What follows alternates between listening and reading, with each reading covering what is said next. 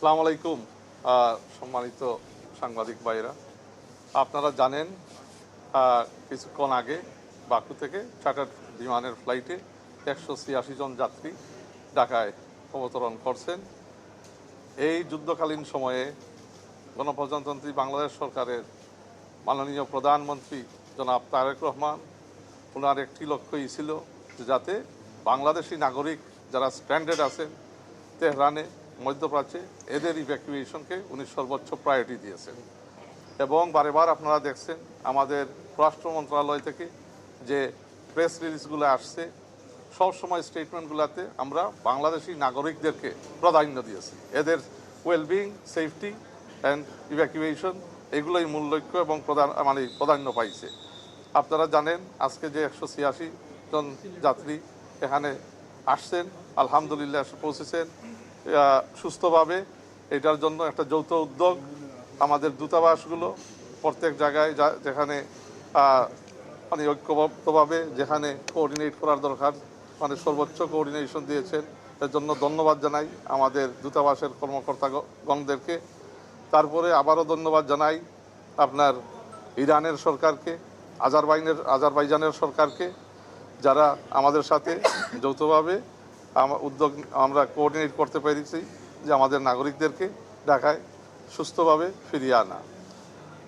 তারেক রহমান সাহেবের সরকার বাংলাদেশের নির্বাচিত সরকার, বাংলাদেশের জনগণের দ্বারা 2/3 ভোটে নির্বাচিত।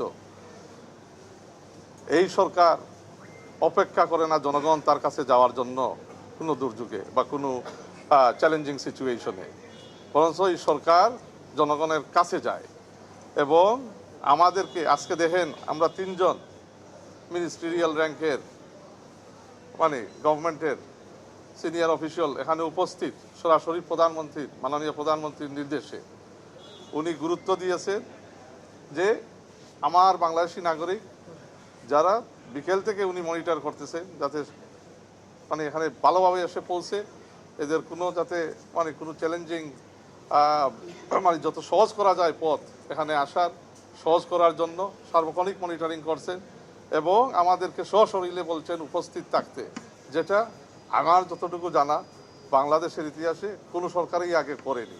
এইটা আপনাদের বিবেচনাধীন, ওইটা অন্য বিষয়। বাট আমি বললাম যে কতটুকু আন্তরিকতার সাথে এই সরকার যথেষ্ট এবং যা দরকার আপনার করবে তার নাগরিকের পক্ষে। আমাদের কাছে বিএনপির সরকারের কাছে মাননীয় প্রধানমন্ত্রী তারেক রহমানের কাছে সর্বোচ্চ প্রাধান্য পায় বাংলাদেশের নাগরিকগণ আজকে যারা স্ট্যান্ডার্ড আছেন বিভিন্ন জায়গায় মিডল ইস্টে। তো আমরা আবারও আহ্বান জানাই বারেবার যাতে এই যুদ্ধর ডিএসকেলেশন যাতে হয়। আমরা যারা ইরানকেও জানাই, যেমন যুক্তরাষ্ট্রকেও জানাই, এবং মিডল ইস্টে যাতে একটা ডিএসকেলেশনের ডিপ্লোমাসির ডায়লগের মাধ্যমে এই যুদ্ধকালীন পরিস্থিতিটা ডিএসকেলেশন হয় এবং একটা স্থিতিশীলতা আসে।